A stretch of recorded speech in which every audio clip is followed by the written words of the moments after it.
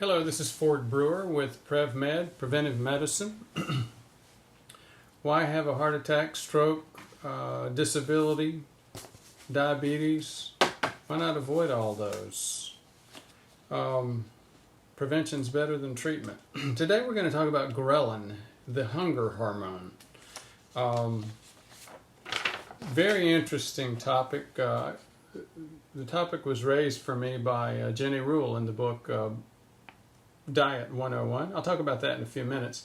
But here's an image of the hunger hormones, starting with ghrelin. It's made by the stomach, an empty stomach. When the stomach gets stretched, it actually decreases ghrelin secretion. Insulin, we've talked about multiple times. Not going to go into that today. Leptin is made by the adipose or fat tissue. Leptin decreases your appetite. The more fat you have, the more leptin you make. PYY is another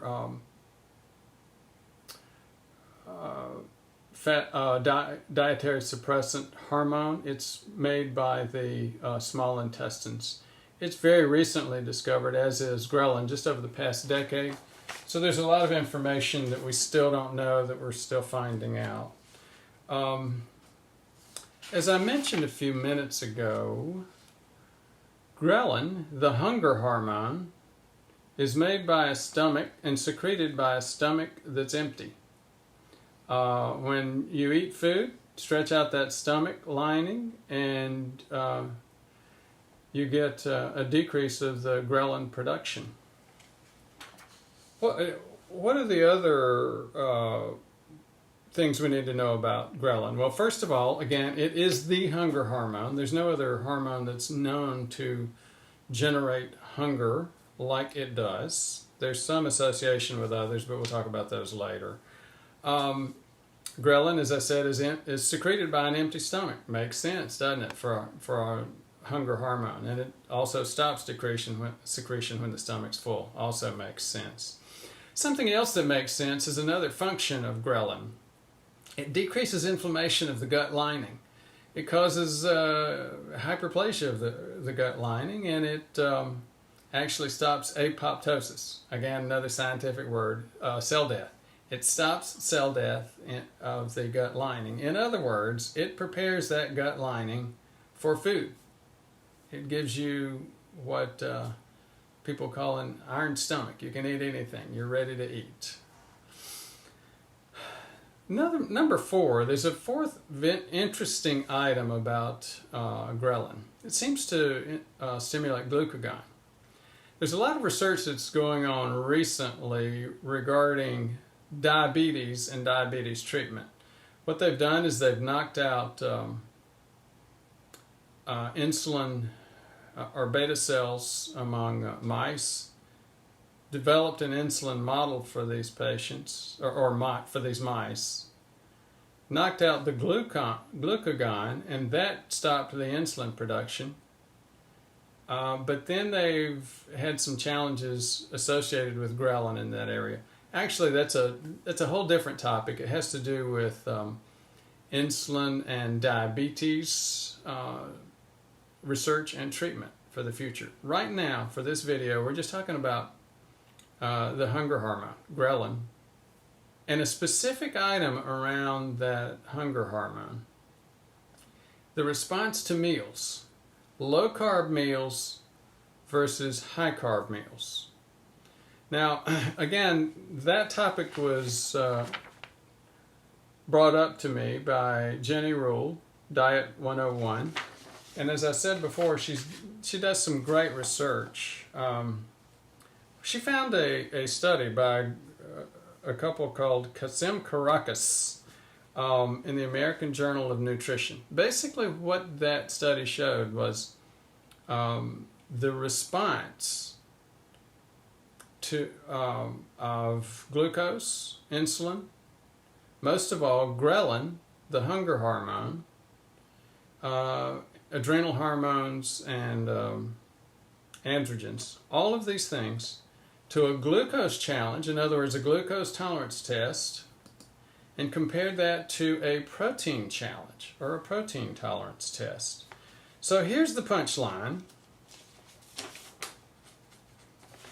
If you look at, here's the two lines for ghrelin. If you look at this line, this solid line is the protein challenge test. The patients in this